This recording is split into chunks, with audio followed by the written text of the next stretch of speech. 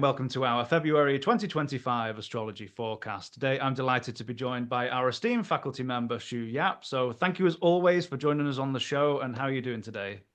I'm going really well. Looking forward to another great month. Absolutely. So Shu, February 2025, what's your general sense or overview for this month? I think the month is looking quite nice. There's, ups and downs as we would expect. But generally, there's some really nice things happening, especially with Mercury and Jupiter, which are the two planets related to ideas and um, thought bubbles and our inspirations of the mind. So that's always a nice thing to have. Venus will be preparing to go retrograde. And that's going to start a whole new journey, but it's not quite retrograde yet. So we can still kind of enjoy going out and seeing her bright star in the evenings and, bracing ourselves for the journeys that lay ahead. But at this stage, it's all looking quite nice, I think. Well, I love that. And I think really for February, I've got the sense of we're finally starting to move forward. If it's feeling a bit drudgery in the last couple of months or a bit chaotic and hectic, I feel like with these, especially as we get to the end of the month, we've pretty much got, I think we've got all the planets going direct. Mars is going to be a bit slower because they'll only have just stationed to go direct. But I feel like if you're feeling a bit stuck in the mud in the last couple of months, we're finally going to be moving forward, I think, in this month coming up. And another thing to keep in mind, Uranus hasn't made the cut for February because it's just stationed to go direct. It's January 30th. But with this Uranus direct, I think it's probably one of the loudest planets in the skies right now. So it's just curious in terms of, for example, you've got the unexpected news in technology. We've had the Chinese AI come out, and that kind of shook up all the markets in the West. And it's really interesting talking about that Uranus station to go direct and the unexpectedness and the upheavals, particularly around technology. And any thoughts on that, Shu? Yeah, and I think we'll feel that more when we come into the full moon in, close to like the 11th, around the 11th of February, because that full moon is going to be very closely squared to that Uranus. And I think we'll feel the full impact of the disruptions, but also the exciting thoughts of liberating qualities that we might want to introduce. Like maybe it might be a feeling of like, wanting a big refresh, like getting a big fresh sense of fresh air into the place, doing things differently, seeing things in a new light. So it comes, it's par for the course. Like the disruptions also come with like new shakeups that could bring about changes. I guess it just depends on how flexible and adaptable we can be. And of course, it's hard in the sign of Taurus, but that's been a big lesson for us for the last, what is it, 7 or so years with Uranus, shaking up that very fixed earth sign in all of us. Absolutely, that's a great point. It's been there for quite a while. So diving into week one, Shu, what are your thoughts for the first week of February? First week, well, I do love the what Jupiter's doing. Jupiter is about to go direct, and it's also making a trine with Mercury. So this is kind of feeling like our big dreams, our big ideas are really firstly being dreamt up, but with the stationing direct of Jupiter, maybe some of those ideas might start to get some legs and start to think about running. Of course, when planets start to go direct, they're still very slow. But nevertheless, it's a good omen for starting to get moving on some of your big ideas. Maybe you've got a writing project or a new course that you're wanting to do, or something that you want to teach, something that you want to learn. All of those things are related to Jupiter and Mercury. It could be travel, it could be books. So those kinds of symbolism of Mercury and Jupiter will be an exciting period for the first week. And of course, at the same time, Venus will be moving into Aries. And that's a slightly different story that plays out. This Venus-Jupiter relationship, I'm not sure if we want to go into this yet. Maybe in week 4, we'll talk about a special relationship that Venus and Jupiter has this month called a rephrenation, which we'll feel more in week 4. So maybe we'll save it for week 4. We'll get to that. I love what you're saying. I feel like the first week, especially the first weekend, February 1st, falls on a Saturday. I feel like the first weekend is, I think it's a great time for escapism. If the last couple of months have been a bit chaotic, whether it's in your personal life, there's certainly been a lot of chaos in the collective, but this is a great time with this exalted Venus conjunct Neptune to maybe go off if you're artistically inclined, maybe pick up a paintbrush. Great time for music. And again, just that sense of escapism, just to get away from it all. This is a great weekend, I think, to do that. And it's separating Venus from the Uranus sextile, but I think it's still got that flavor. So with Uranus and the Venus connection, maybe try something different. If you've never, say, Hmm. painted before, maybe pick up a paintbrush or maybe learn how to play the guitar. I think this is a great weekend to, again, just that form of escapism and just to get away from it for a weekend at least. Because as you say, Shu, as Venus, as we get to February 4th, we've got Venus entering into a detriment, going into Aries, and it's going to be a very different flavor and a very different Hmm. tune. Venus is going for what she wants, and to hell with the consequences. So I think my only word of caution, maybe as we get into the deeper into the week, is maybe watch out for any impulse buying, because as we get Yeah. into March and that retrograde comes back, maybe you regret some of those impulse purchases. So that's my only word of caution, I think, for that Venus.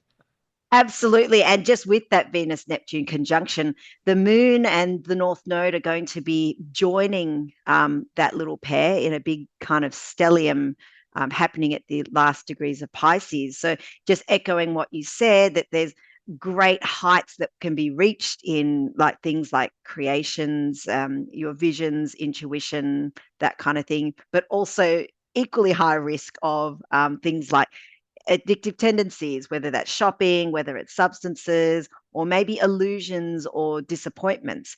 And to add to this, because Venus will eventually head back retrograde over this same point, this Venus Neptune conjunction actually happens 3 times between like the 1st of February until the 2nd of May. So if you do start something on this Venus Neptune conjunction, be it an art project and whatnot, uh, it's basically going to be staying with you for a little while longer. It's not one of these transient aspects that just happen and we forget about it. There's something quite important that Venus and Neptune is trying to infuse into all of us.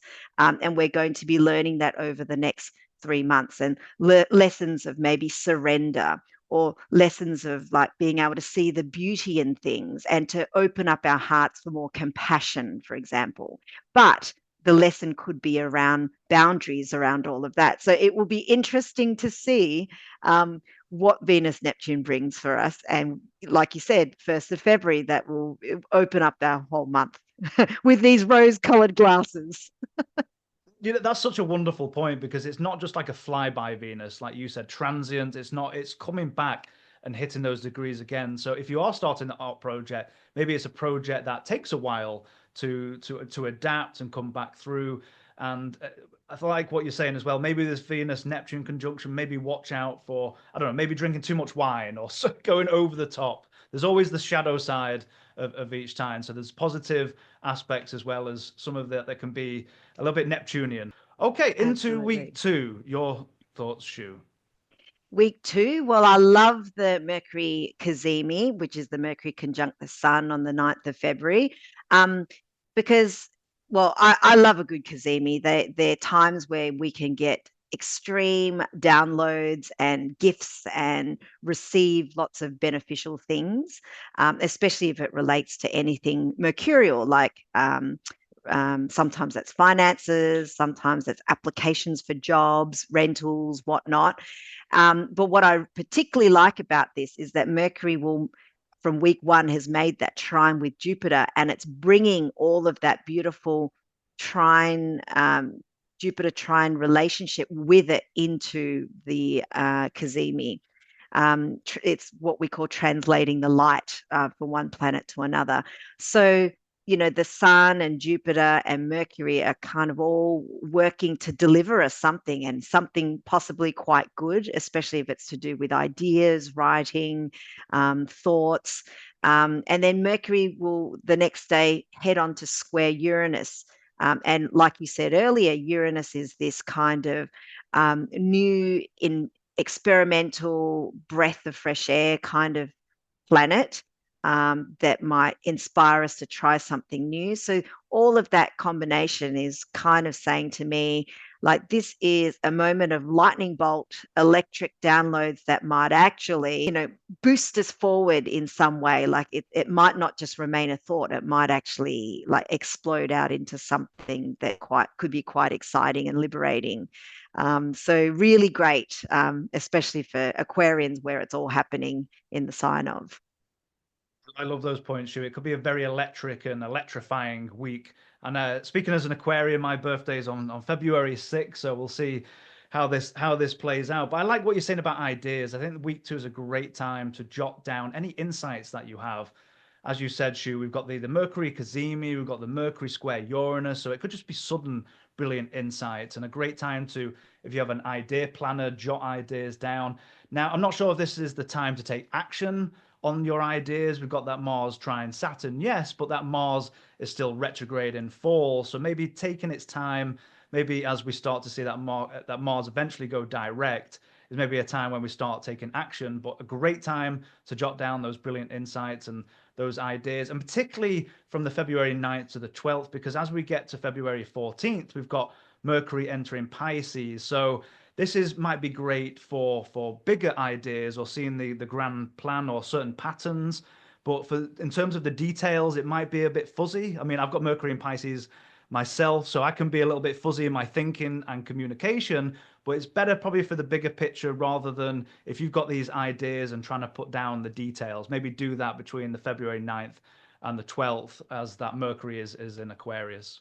Yeah, what a great tip. It's like a great window for making more strategic plans. And then after the 14th, being more um, intuitive about them or flowing with those, with that framework. So, and just speaking on the ideas, this is what we call a superior cazimi, which means it's the Mercury Sun conjunction that happens halfway through of a Mercury cycle. There's another kind of cazimi called, oh, did I say inferior or superior before? I can't remember, but I meant superior before. Like what we're experiencing on the 9th of February is a superior cazimi, the halfway point of a Mercury cycle.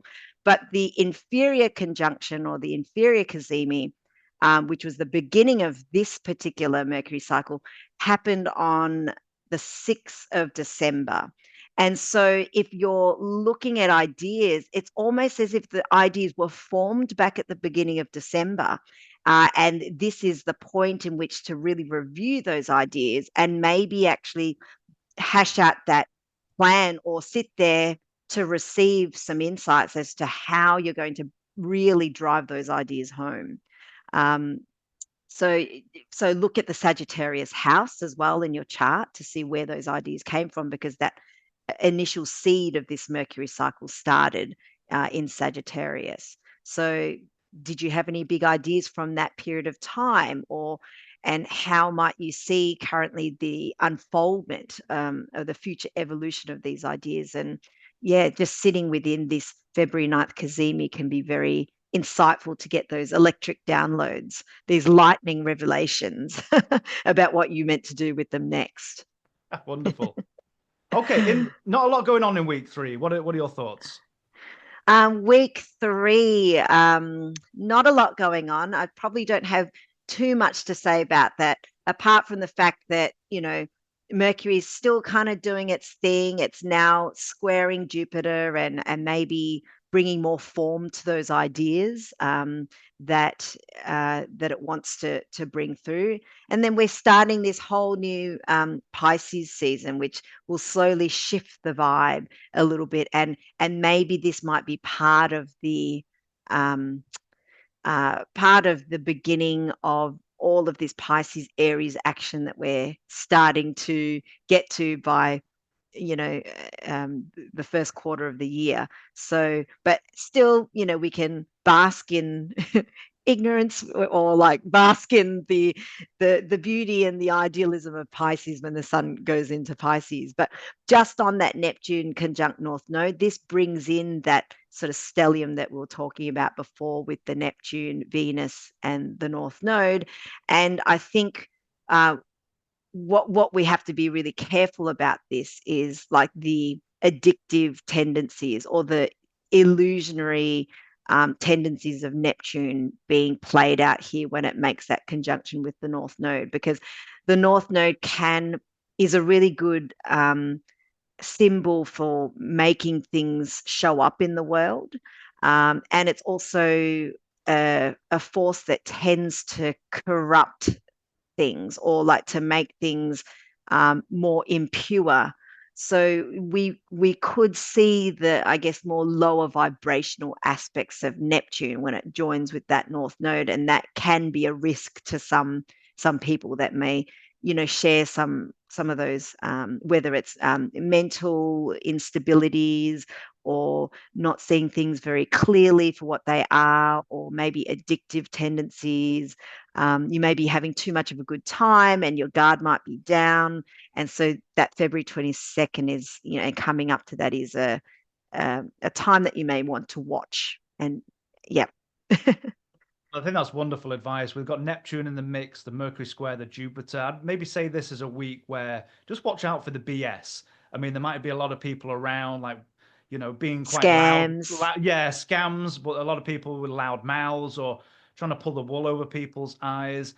And don't forget as well, we've got this Mercury in detriment and fall. We've got the Jupiter in Mm, detriment. I think what helps out with this connection with the Mercury Jupiter is we do have the mutual reception, which may mm. offset some of these issues. But yeah, again, if you're like me, a bit more introverted, then maybe stay out of the crowds or people just, blowing off steam or just yelling about nonsense. Maybe just chill out and stay away from Yeah, people. totally. It's a bit of a trickster vibe happening in week 3, which is totally fine. Some people love that trickster vibe because it's great for things like magic and, getting up to your own little fun mischief. But yeah, don't be sucked into other people's mischief. Great advice. Absolutely. Okay, into week 4. Shu, your thoughts? Right. So I guess week 4 is what everyone's been waiting for. The whole um, Mars stationing direct. um, it's it is a really long period of time that Mars has gone into this kind of underworld phase, and it can play out in many ways. I think a lot of people experience this as a time of like great exhaustion, like just being not motivated and having no energy. And so I think this week you'll feel that things might start to make a bit of a turn as Mars will go direct. Um, then was there a Mars? Yeah, a Mars Saturn.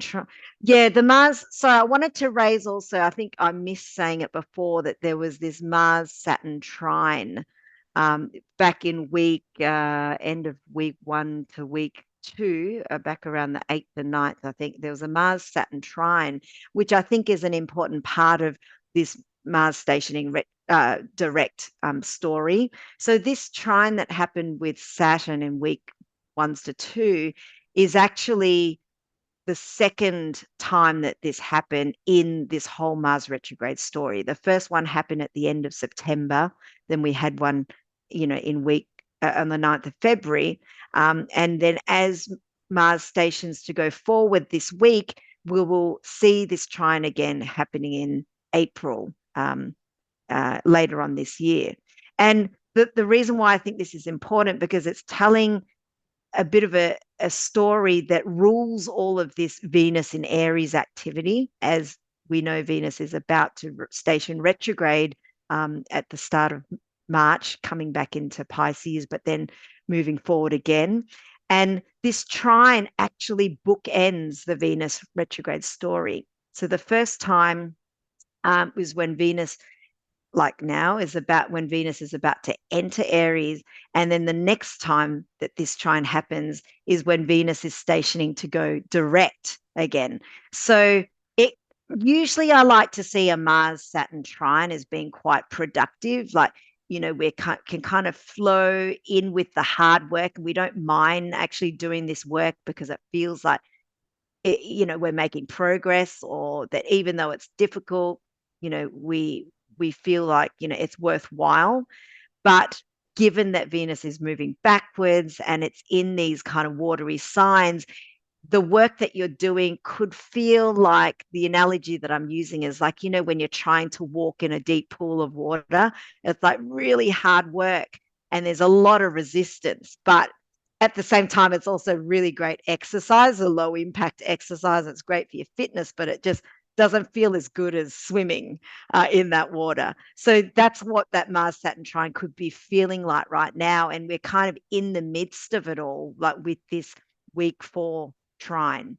So yes, there's more to stay on that to do with the whole Venus retrograde story with that will come up in subsequent forecasts. But for now, just know that if you're feeling this resistance to what you're doing right now, hopefully you're getting a sense that it's constructive in some way, even though you might be forced to move slow, even though there may be a lot of resistance, that it's not a time for quick wins, so to speak. It's a time of like low impact, slow exercise. Great advice. I like what Yeah. you said about the elements, because it's a bit of discordant energy. We've got, what was it, 4 planets in water, and is it 4 or 5, and then a whole bunch in air. So for me, it's quite discordant element. It's not really an elemental mix that works quite well. So I think that's brilliant advice. And touching upon what you were saying before about the Mars stationing direct, I can't wait for this. Mars traditionally not in a great shape in Cancer. But I've also had this sense, I mean, it's been happening out in the collective with this Mars being quite clannish, being quite nationalistic. We've seen this in the collective where it's kind of like all these countries are trying to isolate themselves. The stories, and well, in the last couple of years, really, but recently the resurgence of talking about countries in Europe, particularly where the locals have had enough of tourists coming around. So with this Mars, this fighting spirit, it's kind of like protecting clan and space. So I think that might come out in the collective as well, as that Mars gets Mm. quite loud. Because any planet that stations to go direct or retrograde has quite an impact, quite a signature on the collective at that moment in time. So I'm quite looking forward to the station to go direct. And I think as well, if we're Yeah. talking about previous weeks with that Mercury, there's a lot of action with Mercury going on with Uranus and to Jupiter. But I feel as we get to the February 25th with some of those big, bold ideas, this might be a time where Saturn maybe puts the brakes on them, or at least separates the pie in the sky ideas for Mm-hmm. more things that are based in reality or concrete. Yes, we're still in Pisces, but that Saturn is still going to go, hold on a minute, let's separate the pie in the sky stuff to what we can actually practically make a reality, I think, for this week. Absolutely. That's such a great point, that Mercury is really connecting weeks 3 and 4, because remember last week it made that square with Jupiter, and this week it's making the conjunction with Saturn. So this is actually tying in to the whole Saturn Jupiter conjunction story that happened at the end of 2020, that we're now in this form building phase of.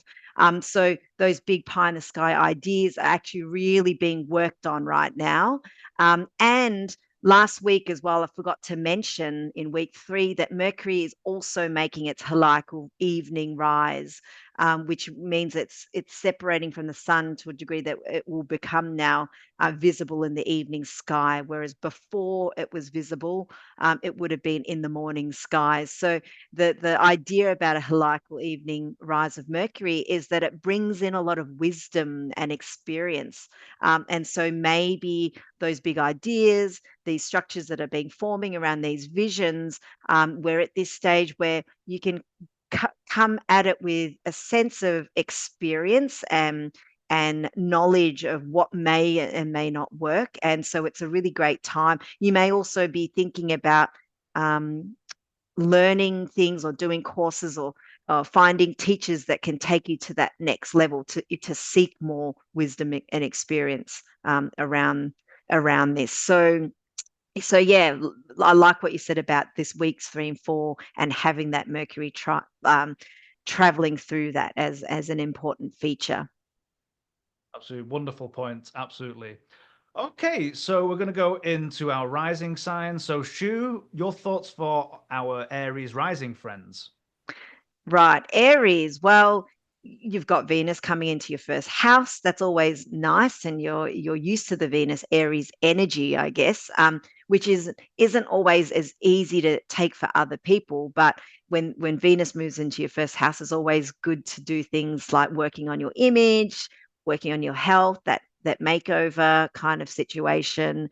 Um, Venus is going to start to slow down though, because it is preparing to go retrograde. So it really is concentrating on that first half of the Aries sign, which shows that, there's a real concentration now of starting to think about perhaps your personal relationships or how you interact with other people, so your social connections and things like that.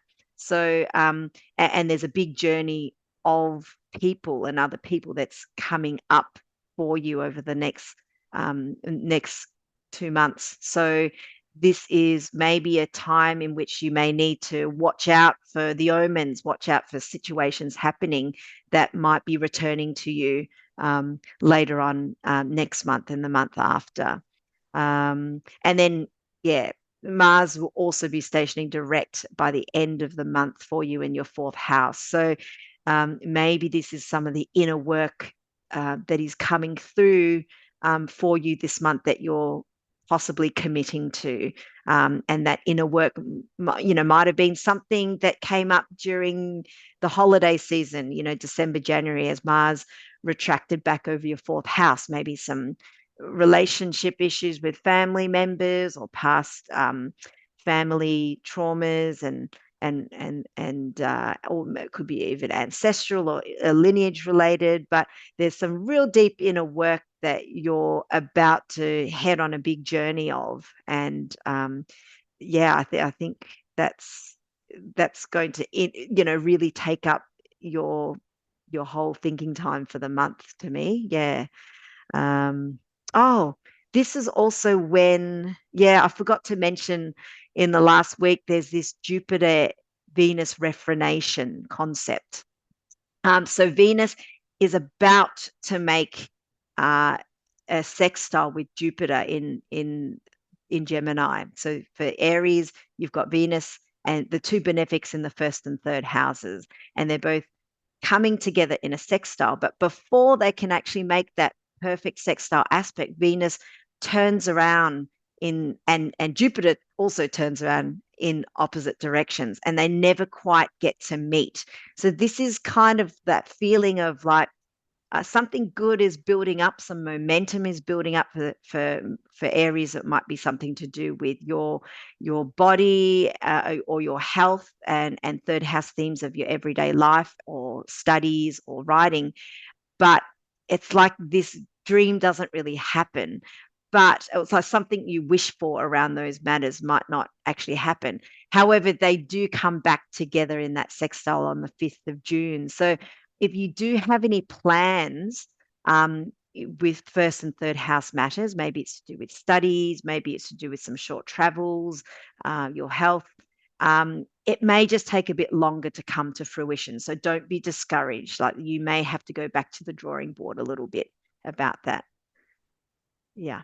Wonderful advice, Shu. And picking up what you were saying before for Aries Rising, I mean, this Mars is your chart ruler.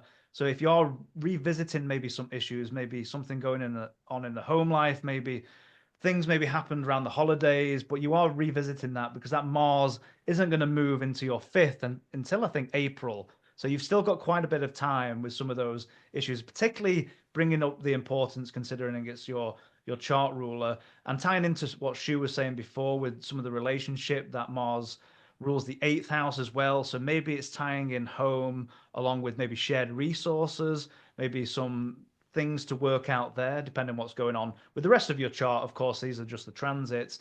But I think if you are in a position where home life is a bit tumultuous, I think this is a great time to be out with friendship groups out in the community. We've still got a lot of action going on in your 11th house with the Mercury there for a time, Sun still transiting through the 11th. So if it is a bit tumultuous at home, maybe it's not, but if it is, I would say certainly go out and join those friendship groups, those community groups, and maybe escape a little bit for you, Aries Absolutely. I think Rising. it's all about like finding connections and finding your sense of belonging in the world. And this might be where you've been trying to get to over the last couple of months with Mars in Cancer in the fourth house. Like, where do I belong? Where have I come from?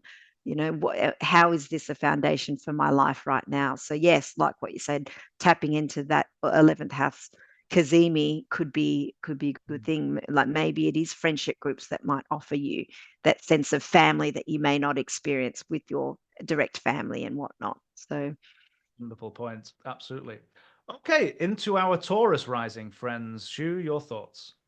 Taurus rising. Well, I like the fact that Aquarius is in your 10th house. So you've got this big, lightning revelation Kazemi moment happening in a very public part of your chart. Maybe it could be promotions at work, or being recognized and seen for the hard work that you've been doing.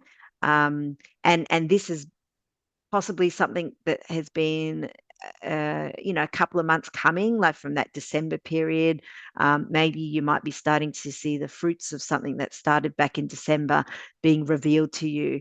It could be a pay rise, or a good time to ask for a pay rise, perhaps on the Kazemi day. Like, that's always one of these textbook things to do, because you're more likely to get a yes, especially when Jupiter is also going to go direct.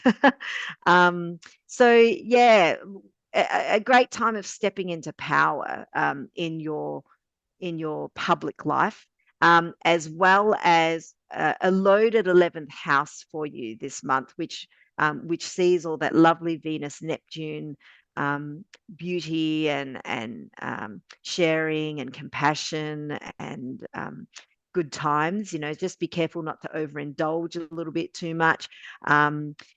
You may be feeling very connected with the groups that you associate with, and I would suggest to try and tap into more of the spiritual connections that you have out there in the world, because this Venus Neptune does really well in that area. Wonderful points. I feel like for you, Taurus rising, it's been quite an active period for quite a while now. You've got a preponderance of planets above the horizon, and we've got this for a time now, this wonderfully exalted chart ruler. Venus is your chart ruler. Let us know in the comments how it's been going for you. But we're going to have Venus go into Aries, but it's going to come back through into Pisces. So again, just a lot of activity in the social realms of life, as she was saying, whether that's a lot of activity in career, maybe either positions or power, or as that Mercury goes Kazemi, just being out in public and speaking one's mind. A lot of action going on in the 11th house with could be friendship groups or different activities that you've been doing.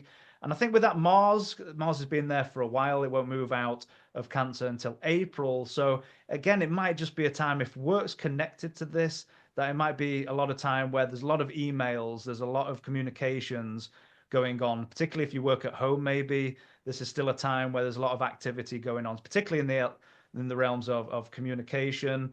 The only word of caution I think I've got for Taurus rising, particularly if you are late degrees Taurus rising, we've still got that Uranus making its last journey. It's just the beginning of the month, just recently gone. Well, it was actually January 30th, station to go direct. So if you are late degrees of Taurus rising, just maybe keep an eye out for that Uranus for any unexpected events, particularly as it's going through, if it hits your ascendant, and issues with the body.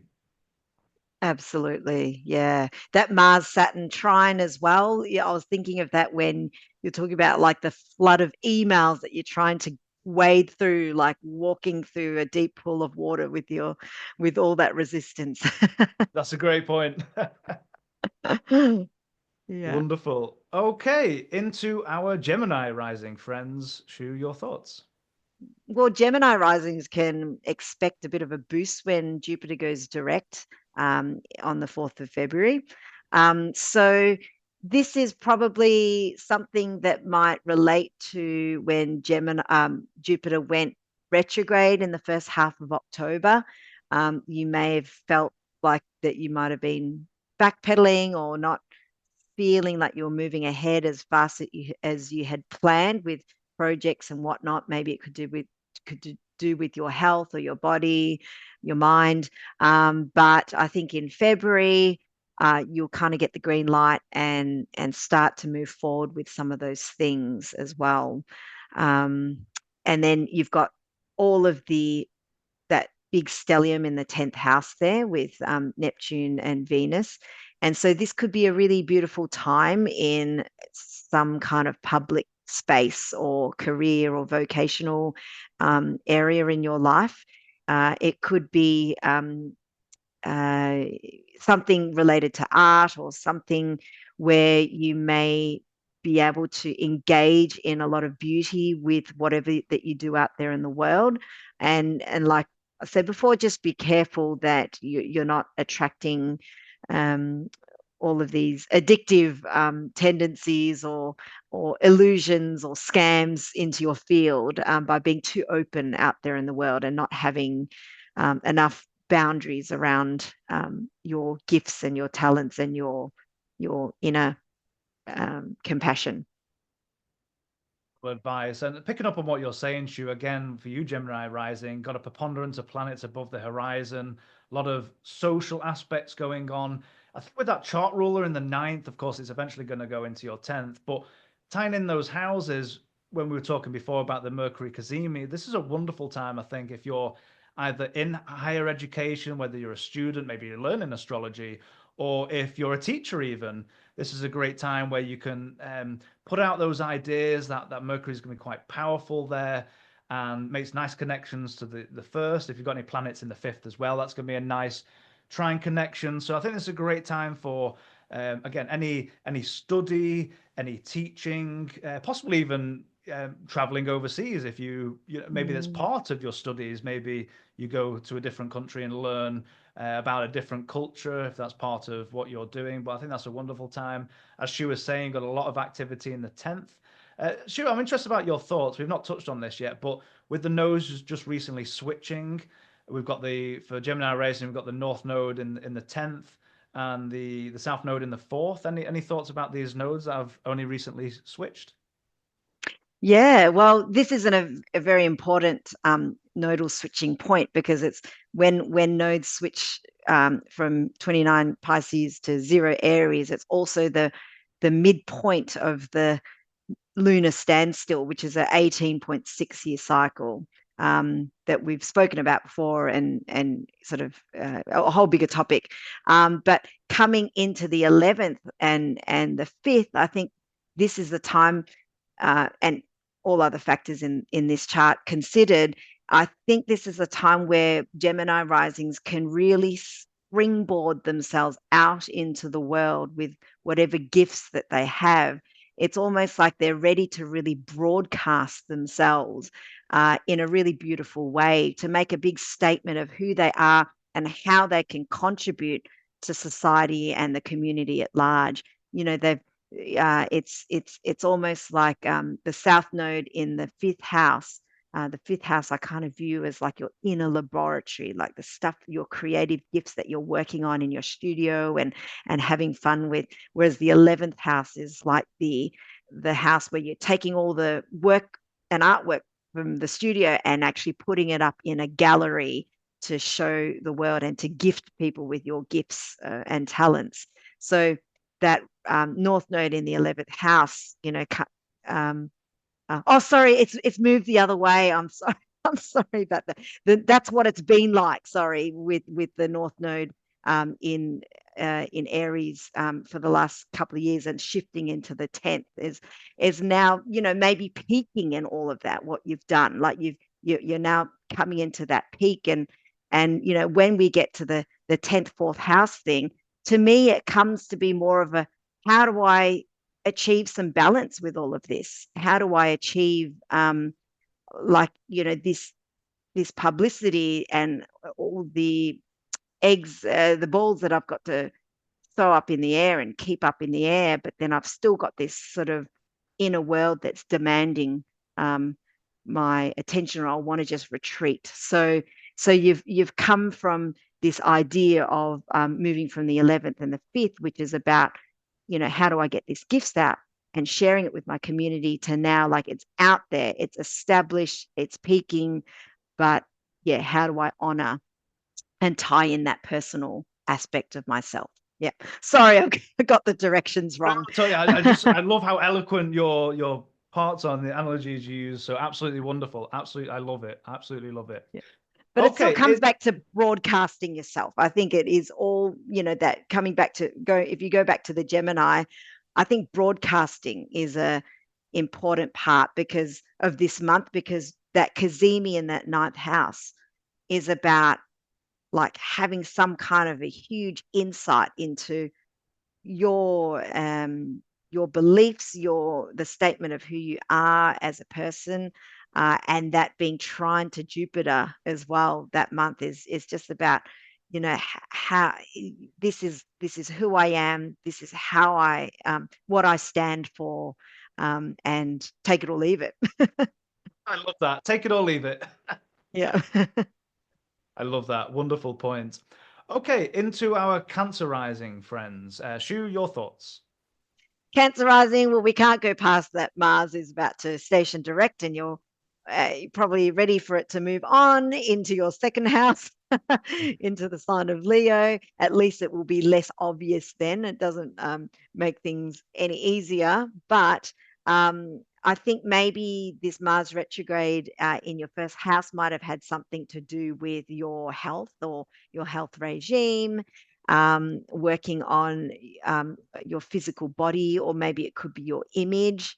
It could be something to do with your mind that has been, a big project for you, and it could be that feeling of like making some headway with it, and feeling like you said before, things are moving forward. So yes, it probably hasn't been easy for the last couple of months. There could have been a lot of deep emotional reactions that might have put you on a few roller coasters, or put other people around you on a few roller coasters, but they could have also acted like a big learning curve for you.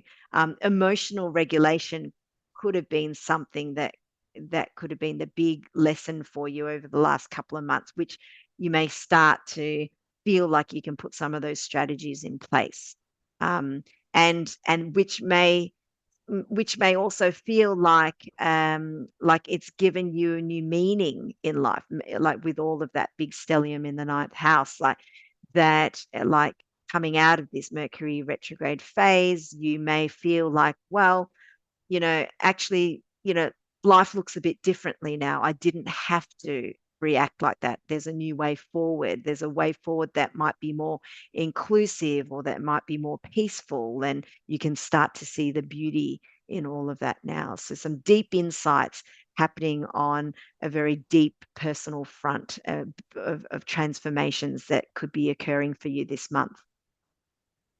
Wonderful point. And I think picking up on your point about either the body or appearance, I think a healthy way for that Mars, if it's been Ixum going through the first for quite a long time now, it's not going to move out until I believe April. I think we've got that Mars rule in your fifth house. So if you've been involved in any sports or something, like a healthy outlet for that Mars is a great idea. Particularly if you have late degrees of Cancer rising, this might be a great time just to have an outlet for that Mars, because it could be a time, especially if it's been over your ascendant degree, or if it's about to. You just watch out for maybe minor accidents. I mean, Mars is quite cutting, so I would say certainly be careful. Maybe in the kitchen with knives or any sharp objects. I think with that Mars. But again, on the positive end, if we can use that Mars, maybe again in that fifth house, kind of sport outlet, or using it a healthy way, is a great time. I think for you, Cancer Rising as well, you've got a preponderance of planets above the horizon.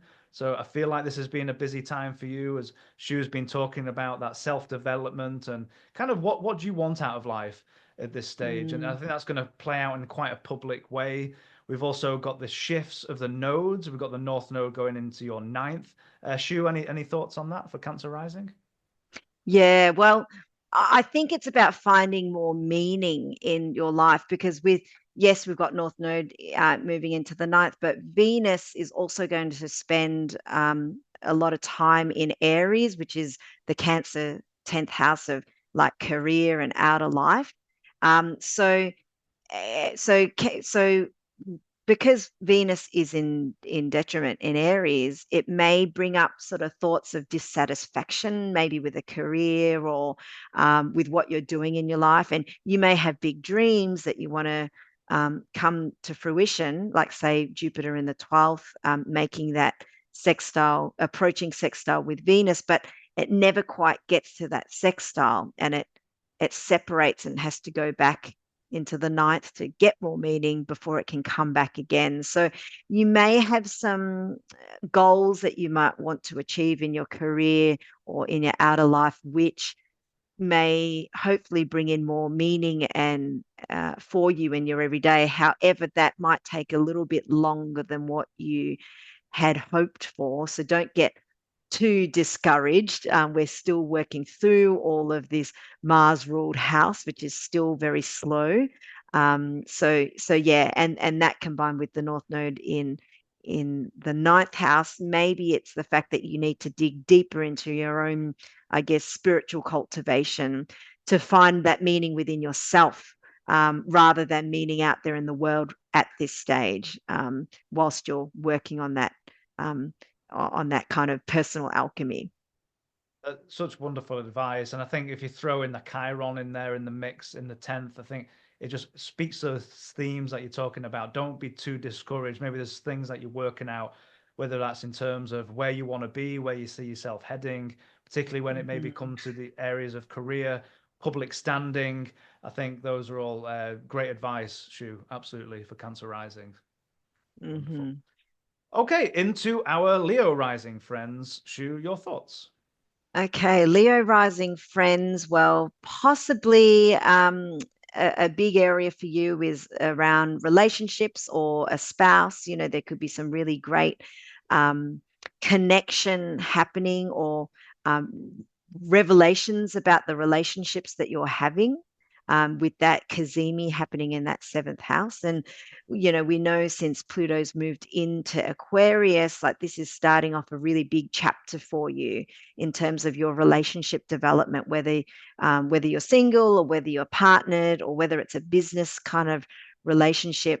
There are things that you're working out over the next 20 years really around who you are as you stand in front of another person. And Pluto will keep bringing you those lessons, probably lessons of conflict and mediation and competition as well. So this Kazemi moment in February is, I guess, bringing you a gift of being able to gain insight into another person that you might not have received before.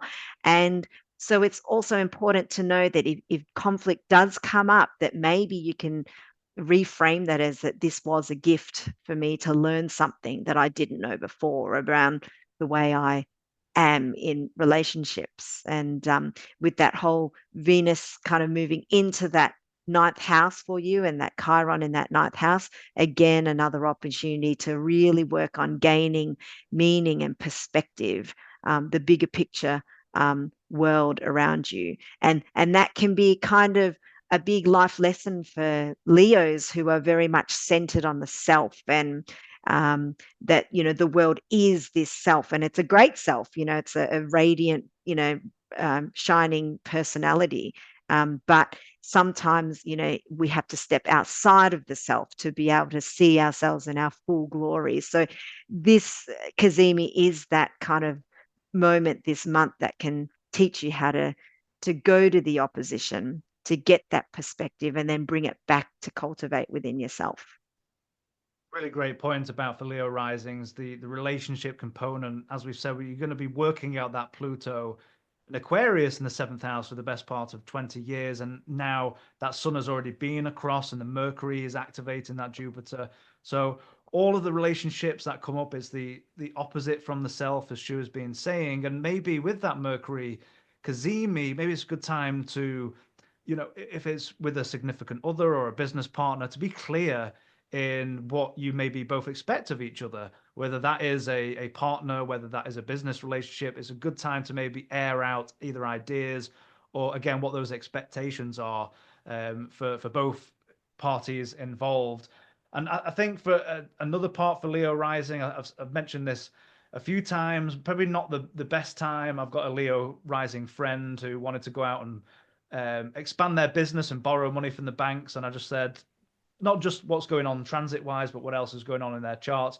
with that Saturn being in there, that Neptune in the eighth. Yes, Venus is zipping along through the eighth, but combine that, the eighth house activity with the South Node now popping into the second house, there might be, not always, but there might be some financial situations that you have to resolve. I don't know. Any thoughts there, Shu? Yeah, it's not looking like the best omen for getting into more debt, even though the Mm. temptation and the illusion of what that debt can bring you might be great at this time. But maybe just hold off on any big decisions right now, because it's definitely going to be bringing about something over the next couple of years with the nodes being in your financial axis. But just remember, you don't need to act straight away. That sometimes it's, well, a lot of times it's great to see what pans out first, and then make a greater assessment before you make a decision. And that Neptune, Venus, Moon is really not a great omen for getting clarity to be able to feed your decisions into. So there will be times where you can get more clarity. This month's just not the right time um, for that. But I also like what I heard recently in a lecture by a Vedic astrologer called Sanjay Rath. He calls that first seventh house axis like the axis of truth, because you can't escape who you are when those axes are activated. And with Pluto going into the seventh, and Pluto being that symbol of like deep truth, the bare naked truth, like we see as the naked Inanna as hanging on that meat hook in the underworld. You really can't escape the truth of who you are right now, and this is right now, as in like the next decade or so. So this is a big lesson in like just getting real with yourself, like park the ego, like get real with what's really important. And this month is kind of teaching you all of that, like with this loaded eighth house, with Jupiter moving direct in the 11th house as well, showing you that your social networks, or even your hopes and dreams for the future, like getting a reality check on all of those things with that square to Saturn. So yeah, it's a truth seeking month for you. I love that. The key word is the truth seeking month. Absolutely. And you're probably going to be feeling it, especially Leo rising, if you're early degrees of Leo rising. And maybe a little bit of word of caution with that. Mars has been spending a lot of time. It's not going to go through into your first house until April.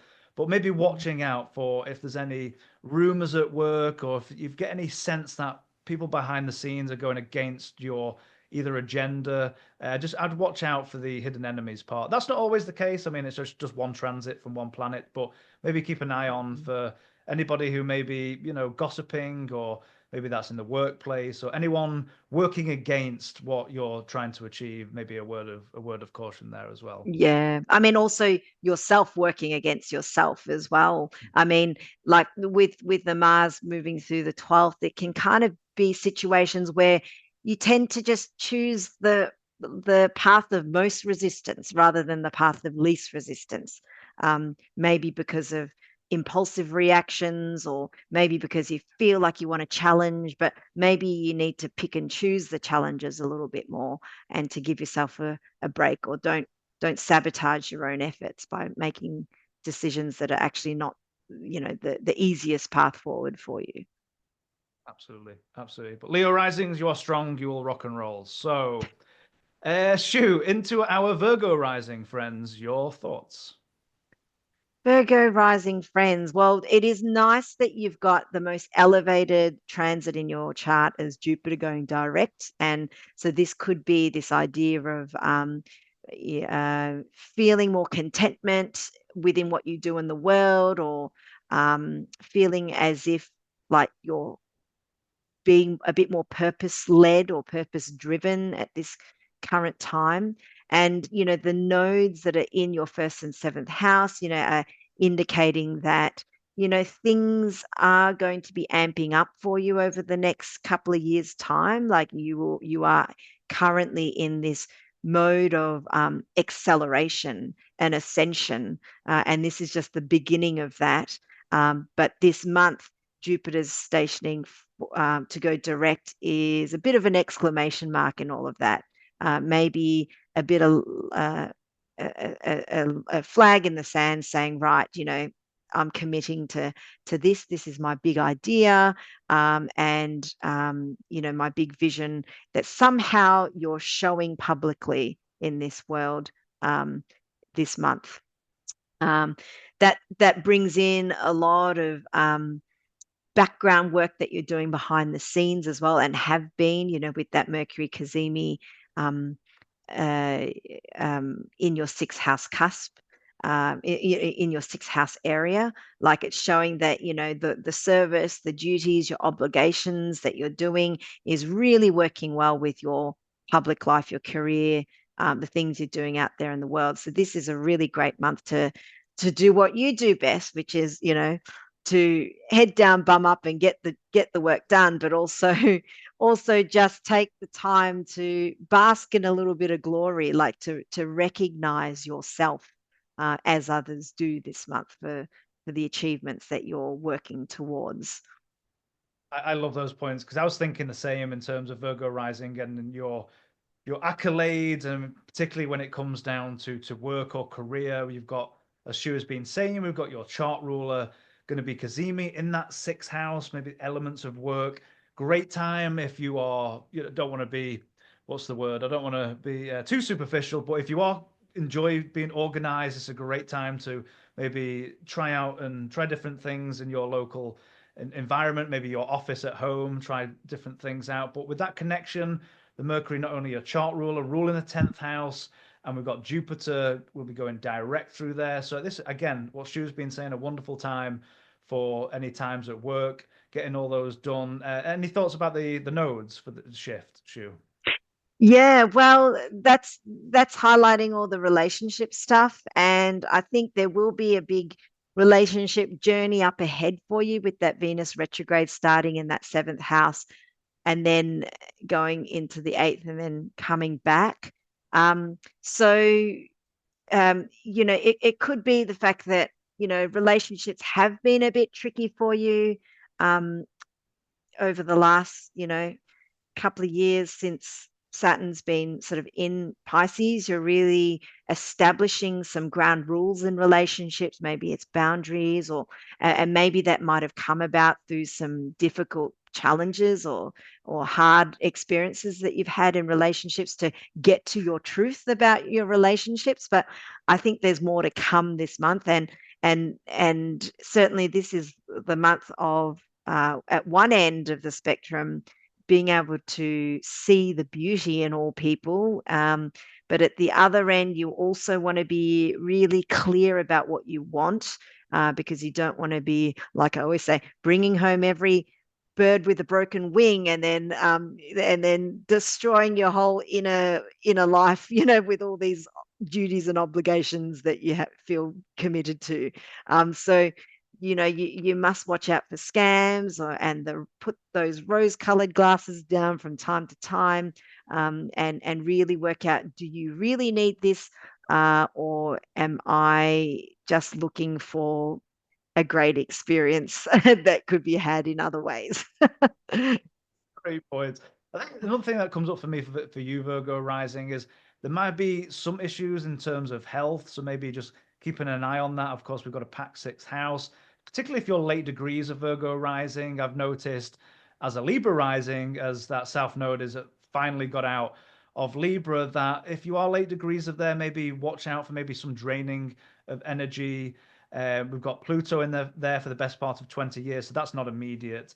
But that Neptune there has been there for such a long time. It's been going across that ascendant, depending on what degree you are, and that Saturn as well. So if there are any issues, any health issues, maybe get those checked out and get screened. I would say it would be my advice. Virgo Yeah, rising. and really important, I think, to get second opinions, because in medical astrology, that seventh house is the house of the practitioner or the doctor or the astrologer for that matter. So with Neptune there, you know, things could be a bit dodgy, like the doctor might not have come to the right conclusion about things. Always good to get a second opinion. And of course, Saturn being in the seventh house, in horary, that was one of the big considerations of judgment. Like when we see a Saturn in the seventh, it could be that us as the astrologer, our opinions could be flawed in some way. And so to tread with caution. And so, yeah, if there is a health related issue, I think for Virgo risings, always great to double check and to not take everything for face value. Like do your checks and measures and get a second opinion. Wonderful advice. Absolutely brilliant. Okay, into our Libra rising friends. Shu, your thoughts. Libra rising friends. Well, Mars has been probably making it quite challenging in your public life or career. You might have found it a bit of a hard slog, perhaps, and that hard slog kind of is continuing with that Mars Saturn trine. Like what I said before, that feeling of like walking in deep water, feeling like you're not getting anywhere fast. However, walking in deep water is very good for your health, and it's not going to ruin your knees at the same time with the weight that you're trying to lose in doing exercise and all that sort of stuff. So we, you know, like hang in there, because you're doing great work publicly, even though it might not feel like it. Things will eventually shift from there. And then we have this kind of Venus moving into your seventh house, which is a really great thing when an angular planet becomes, when a benefic planet becomes angular. Bringing in lovely experiences with other people and great connections and beautiful experiences being shared. Venus will be moving into a phase of slowing down and ready for her retrograde.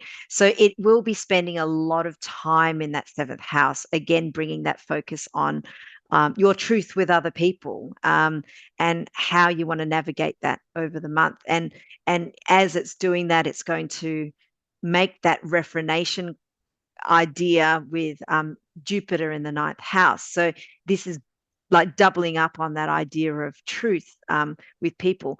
You know, sharing your ideas about sharing philosophical views with other people, sharing establishing shared values between partners and other people could be a bit of a theme this month, and it could be something that you're working on for a bit longer because Venus and Jupiter don't quite make that aspect and will come back together early June. So this could be a good month where you're really working on establishing some things that you would love to see in your connections with other people. And those are like really important things, like what you value from a physical perspective, but also at a philosophical perspective as well, and as well as how that all connects with your career and work situation, as what you value and how you may be able to reframe the hard work in terms of like the productiveness that you're giving out to the world. Wonderful points and advice. And speaking as a Libra rising, one thing I All can right. say is I was so glad with that South Node coming out of our first house because I literally felt it on the day of the shift because it's Is that been quite right? physically draining for the past, the Mm. best part of 18 months. So I really did feel that shift out of our first house. So let us know, Libra risings, if you felt that little bit of draining, a little bit of energy come back. That's certainly what I've felt. And we had a commentator last month put in a comment talking about starting a new fitness regime. So for whoever put that comment down there, absolutely brilliant. They talked about starting a new health regime, and that's something I've done as well. So in terms of health, I've finally got rid of all the crap, the sugar, and I'm not perfect. I still have the odd pizza and soda once in a while, but this is a great time, especially with Saturn being there for such a long time, developing new regimes, new workout routines. I've just got me and my son a new boxing bag, so we've been working out in the garage, and yeah, great time to all that sixth house going on to do something new routines.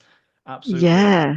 Well, And that's a great Mars Saturn trine kind of activity to be doing, like boxing with your son and sparring together, because you've got to build up that sweat and the grunt. Yeah. absolutely, absolutely. So yeah, certainly. Anyway, I felt this shift for us Libra risings, but I like what you were saying before as well, bringing up the Mercury Cazimi. Now this is in our fifth. Of course, this is depending where your ascendant is, but I do like this Jupiter, the fifth going on, and with our Mm, rising. So I think for us, if you've got any creative projects on the go, this is going to be quite a nice time. Of course, that Mercury and Sun's going to move off into Pisces eventually, but certainly early February this is a good time for us. That Jupiter's going to turn direct. So, Shu, you were talking about the philosophical piece as well, which is a great point. And yeah, that Mars can be a little bit dodgy depending on what your ascendant degree is. So, just revisiting maybe some of those points, but to push forward with that as well. But yeah. I'm looking forward to that Venus being angular. So, I like what you're saying there, Shu. Yeah, yeah. I mean, when I see fifth and ninth house stuff, I just think of self-development, this higher Mm, learning and injecting all of this great knowledge into the cultivation of yourself. So that's a great thing to have for this February. absolutely, absolutely. And for the last thing for us, Libra Risings, is we look at our chart, well, with the transits, we've got the preponderance of planets on the western side of the chart. So we're dealing a lot of time with other people. So that's either other people in our immediate environment, whether that's children or co-workers or partnerships. We've got a lot of these planets out on the western part. So we're still dealing with other people a lot. So if you need to take a bit of time once in a while and maybe just go on a bit of a retreat and then go back to everybody. That's Yeah. my point for us. Libra and risings will do that best out of anyone. So That's a great point. Okay, into our Scorpio rising friends. Shu, your thoughts? Scorpio risings. Well, that Kazemi in the fourth house is looking quite nice, and this is something where like you're probably going to keep quite private in yourself, but I can see February being a time where you really engage in a lot of self-reflection, your inner alchemy, um, time to really work on what your inner needs are. You know, like notwithstanding like all of the things that you have to do out there in the world, but this is the month, I think, with all of these planets kind of moving it, like you're mentioning about the hemisphere, everything below the chart, but centered on that fourth, fifth house. This is such a great month to be able to work on what's really foundational to you. Like, how can you not only feel a sense of belonging with yourself and who you are, but how you can feel a sense of belonging with the key people around you in your life. Um, so that Mercury Cazimi that will be bringing in that Jupiter direct in the eighth house, another house of deep transformations, might be suggesting that there's lots of inner growth that's happening for you this month. So definitely take time to just sit within the stillness, like maybe getting up. You may feel like maybe through dream work, or maybe getting up early when it's still dark. When you've got that stillness to be able to sit within that sort of time to be able to reflect on yourself and to develop some of these emerging emotional needs that might be coming up for you, to find that pure gold within yourself. Yeah, your thoughts, Callum? Yeah, wonderful point. I think for you, Scorpio rising, of course, we've got your chart ruler Mars, still retrograde, but it's going to be stationing to go direct. So that might feel maybe an extra jolt of energy as we get deeper into the month. I mean, that's going to be still slow going, but we don't have that Mars going into Leo, into your 10th house until April. And I don't know what your thoughts, Shu, because even though we've got this Mars in fall and it's going to go direct, I feel like even though, again, it's your chart ruler, but I feel like it's less bothersome with maybe a nicer connection to whatever your ascendant degree is, the fifth house connection. What do you feel about the Mars in fall for Scorpio rising? Yeah, well, I mean, fall doesn't always mean bad, I guess. Yes, Mm, things that could be Like if it's say turned out to be say accidents, it could just be like something that's happening to the lower part of your body, like your feet, or like so something low down. But it's also a time of maybe like just keeping a bit of a low profile. Maybe you might have felt like you really don't want to hang out with your mates too much, or you just don't have the energy to deal with people, and just wanting to be in a bit of your own cocoon. So maybe when Mars will move forward, you may start to unravel that cocoon and start to get out there in the world a little bit more, which will happen when Mars moves into Leo, and it becomes out in your public. But at this stage, really, it's all about, keeping that low profile, and not wanting to draw too much attention on yourself at this stage. Which Scorpio Risings you can do quite well. But I think it really brings up to your point, Stu, before about, because if we put this into quadrants, we're in the second quadrant, so we're still, as you were saying before, we're below the horizon. There's a lot. If you're in that cocoon, it's working out, activities in the home, or the fifth house in there if you've got any children. It's more of a private time, especially Mm. with all these planets going through. So I really like what you're saying there, Shu. I think that really makes a great point to that. Wonderful. Okay, into our Sagittarius rising, friends. Shu, your thoughts? Yeah, Sagittarius risings. Well, you'll be glad that Jupiter is moving direct because it is your chart ruler. It is angular. So there could be some really great interactions there with other people this month. I really like the fact that Jupiter's tied in with that Mercury Cazimi in your third. So great learning, great connections with people around. Um, um, Study or travel, but also, also like really deep insights that could be had this month, or maybe building dreams together with other people, that could be beginning thought bubbles for you this month. So then, you've got that kind of uh, Venus, Neptune in the fourth there, which can show another side of you where you do want to really stay at home, and just I guess enjoy the beauty and the security and the safety of just being in your own little nest, and really indulging, maybe some ice cream in front of the TV, kind of situations there.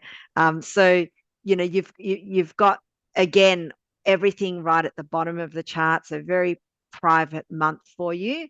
However, like branching out into a small little circle, maybe in around a home, could be a nice way to enjoy and make the most of the transits this month for you. Yeah, wonderful point, Shu. And I think it just reinforces that private theme for this month. Actually, for quite a time, we've got a lot of those planets, especially a lot of the slower moving planets down below the horizon. So whether you've been changing up things in, your home life, whatever that may be, but I think it's been reinforced by the nodes, switching with that north node going into the fourth.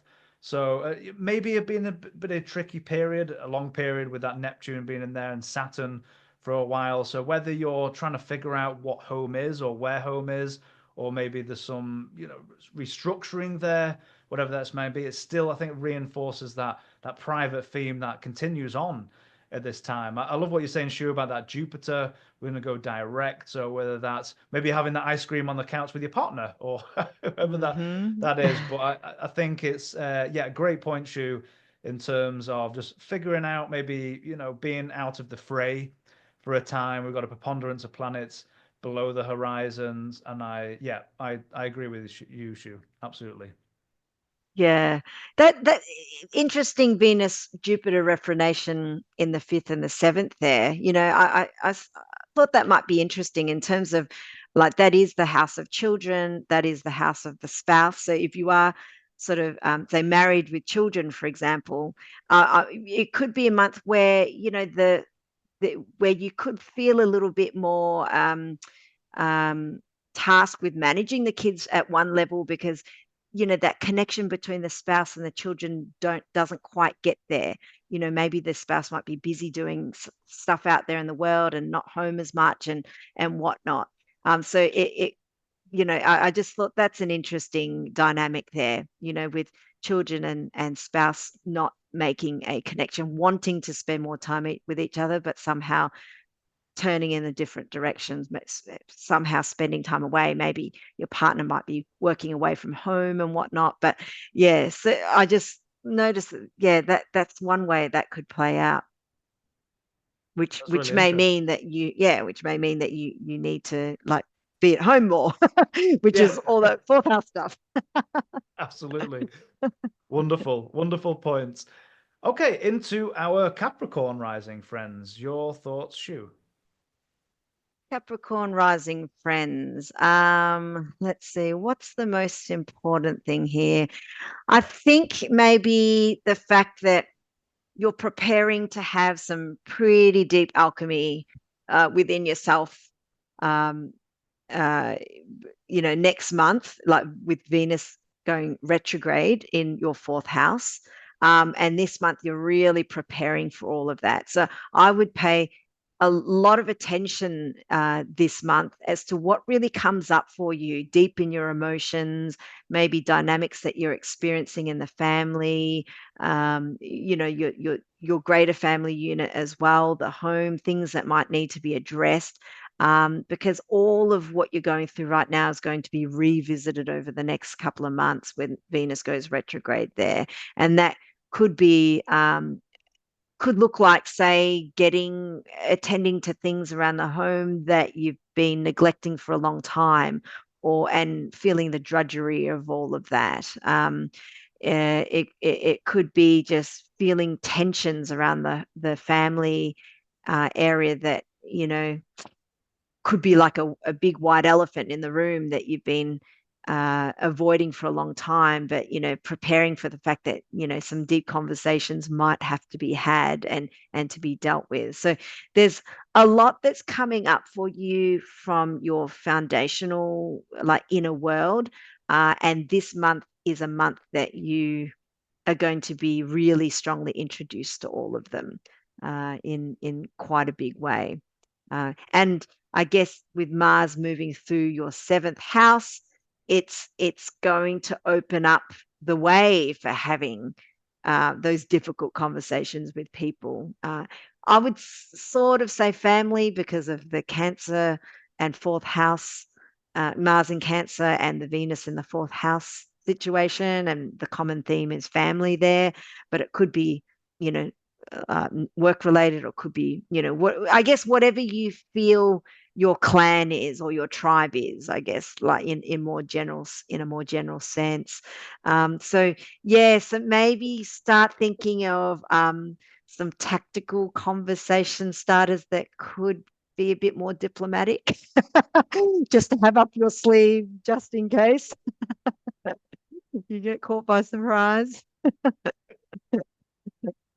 Yeah, wonderful points and great advice. I've just got the sense for Capricorn rising. That there's a lot of work, either that has been happening, but a lot of work coming up with that Jupiter going direct in the sixth. I mean, we've got that Venus rule in your 10th house as well. So we've got the two benefics connected here with the Jupiter going through the sixth, the Venus ruling the 10th. Yes, that Venus is going to go in its detriment and go retrograde, but then we're going to have the Jupiter going direct, stationing and going Yeah. direct. So I think it might be a lot of hard work for Capricorns, but I think in some ways it might be enjoyable, depending on what projects you're maybe involved in. I don't Because know, they're but Capricorns, because they're there you go. You'll Capricorns and they enjoy the like hard hard work.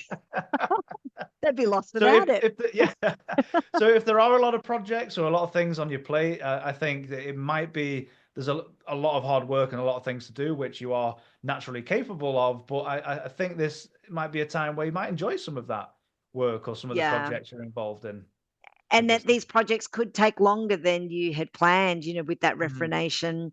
You might have the idea or that inspiration to start it, but then it probably will be until June that you will get to see it to fruition. That's a great point. And I think with, for, well, short period, we've got that Mercury Kazemi. We're bringing second house matters in here as well. So, is this hard work paying off? I mean, that's Hmm. something maybe to question as well. and what you want to push forward. But yeah, there's a lot of, I get Capricorn Rising, a lot of planets below the horizon for you. So there's a lot going on in the private life for you, Capricorn Risings, for this month, and what has been for a while for you guys. Yeah, absolutely. I mean, because they've had their South Node move through the 10th, so Mhm. they've really pulled back, whether it's from a job or whether it's from outer life, they've really pulled back to really try and um, put some long weighted attention on, self-development, your core foundations in life. Absolutely. I'm excited for Capricorn Risings when we get to June, when we have that Jupiter going into Cancer, but that's for a different month. Okay, into our Aquarius Rising friends. Shu, your thoughts? Yeah, well, Aquarius rising, um, you know, this big Pluto into Aquarius story that's been, edging back and forth for such a long time. It's well and truly in now. And the great thing this month is actually Pluto will come into orb with the fixed star of Altair, which is quite a nice fixed star. And Altair is the flying eagle. So if you can think of what that might symbolize to you, if you look on the Astrology King website, it says things like hardiness, courage, and generosity. But to me, I think of the eagle as this really powerful symbol. And eagles I always think of as very Jupiterian. And it's this idea of abundance, or whether it comes to you, or at least the ambition for like thinking big picture, being visionary, and moving through life with that sense of abundance. And so Pluto this month will come into orb with Altair, and it may bring it's literally bringing that fixed star energy into your field, like being in the first house. So maybe February could feel like a month where like you could feel a little bit lucky, or that things are finally all falling into place, and that your plans to have abundance, or whatever you're working towards, that area, like you could start to see it, or you could start to receive it, especially with that Mercury Cazimi as well, that's about to hit there for you in February. Tying in that Jupiter in the fifth, that house of self, the house um, it's a good house that, shows luck and spontaneity and fun and joy. So, it's a really great month for Aquarian risings, I think. Um, maybe some windfalls could come your way, or some lucky breaks. Certainly, strong connections, strong connections. With children, or with uh, yeah, just in terms of your own personal mission, I guess, coming through. I love that, and I think it's going to be great for Aquarius Risings for all the points that you're saying. Maybe the only slight word of caution, not to be a damper on it, it could be whether you haven't had issues, maybe with some issues with work, or you may be revisiting some of the issues. We've got that Mars in fall retrograde through the sixth. It rules your 10th house. So if there are any minor issues in that department, maybe either they get back and be revisited, or as Mars stations to go direct, maybe you can start moving forward and taking some action in that realm. So if there have been some issues at work, either whether it's, maybe you are the subordinate, or you've been dealing with bosses, or you are the boss, maybe that's something to keep an eye on as well. But overall, I'm with you, Shu. I think Hmm. this is quite a lovely month in all for Aquarius Risings. Yeah, totally. I think it's a month where you can start to feel a bit more self-driven, like Mhm. you've been talking about the hemispheres of the chart.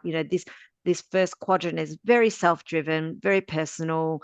It's kind of like a take it or leave it. This is what I'm doing, and I don't really care how that plays out. But it's quite inspirational. I think you're drawing on your own inspiration here, and just rolling with it. So you might as well milk it while you can for the Aquarius risings. I love that point because it really is that first quadrant emphasis, and it's kind of like a you do you kind of energy with all that activity there. For the best part of 18 months, we're going to have the North Node joining in there in the second house, and then eventually that will go on, and that will be in your first house. Well, not for a long time, but we're keeping on with this theme of, again, you do you, and especially with that Mercury Kazemi, as Shu mentioned before, that speak out. This is your time. It's angular. Mm, It's time to be heard, mm. and you will be heard with this Exactly. transit. And ask. Don't be afraid to ask, Yeah, whether it's your boss or just the universe. It's especially on that day of that Kazemi, it's a really good day to sit down and just to put it out there, plant these thought seeds and receive. absolutely, absolutely wonderful advice.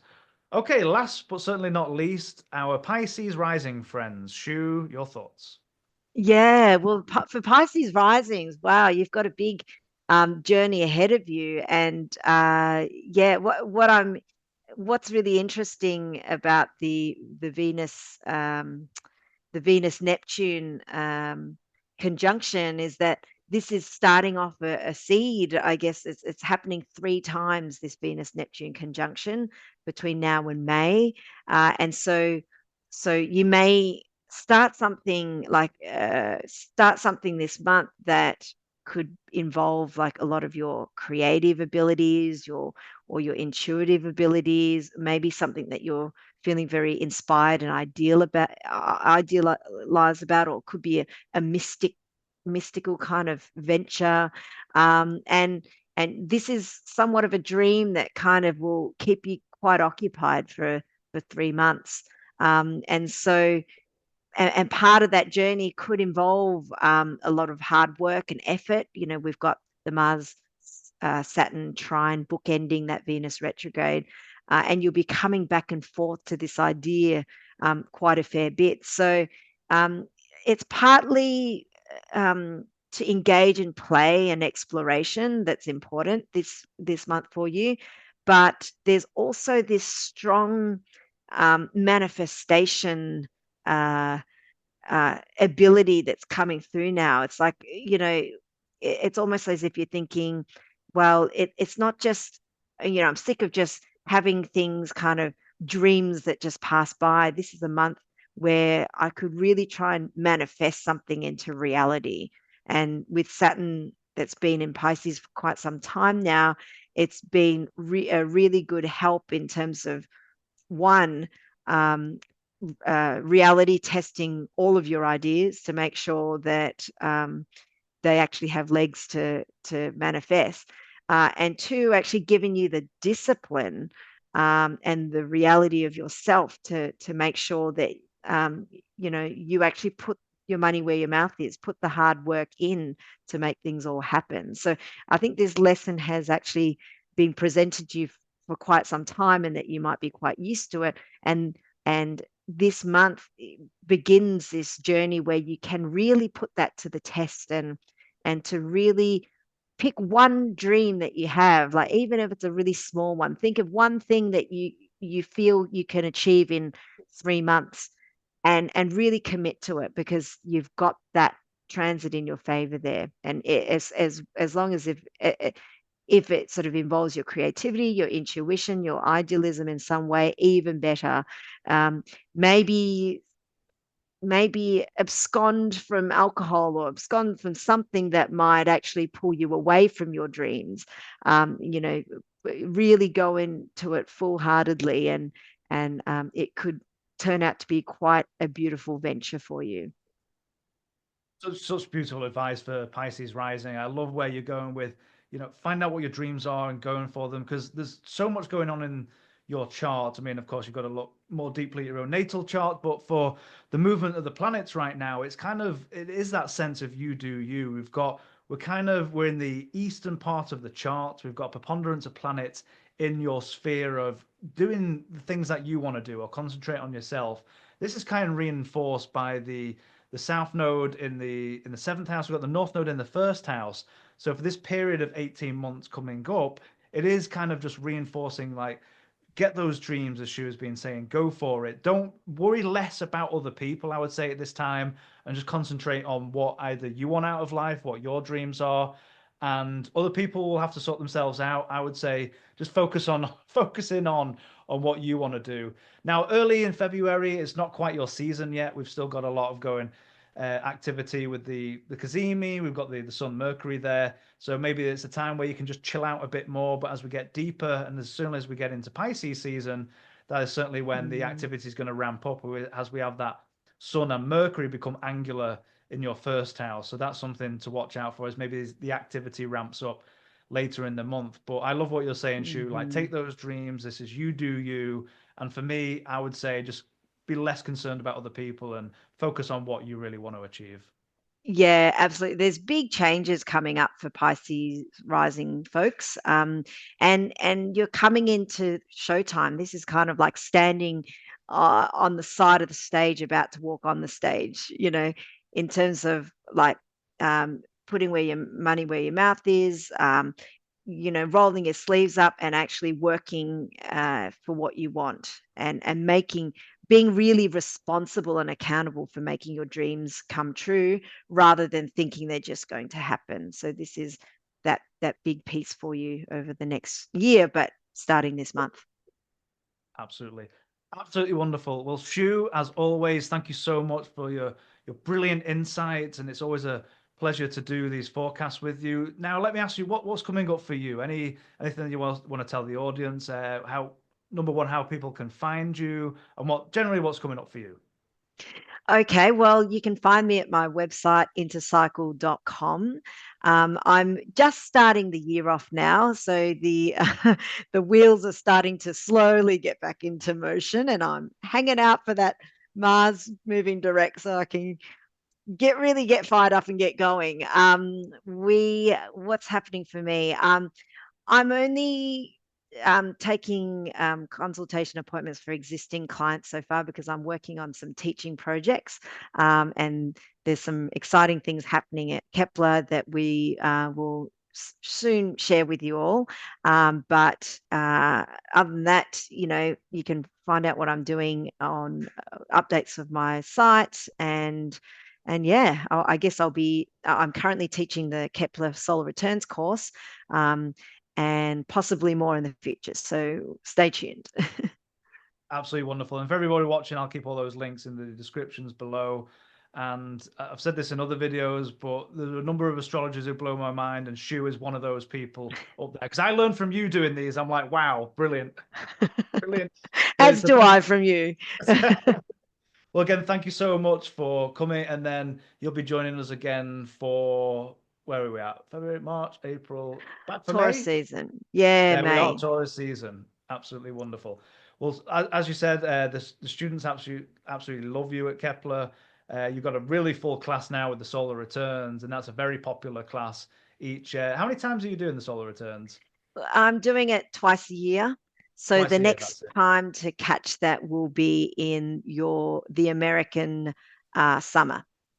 In the summer. Absolutely wonderful. You don't want to miss that, and I'll put the links in the descriptions for all the information there. Absolutely wonderful. Well, Shu, again, always thank you so much, and we'll see you again in May. Thanks, Callum. Cheers. Bye Goodbye, bye. everyone. Cheers.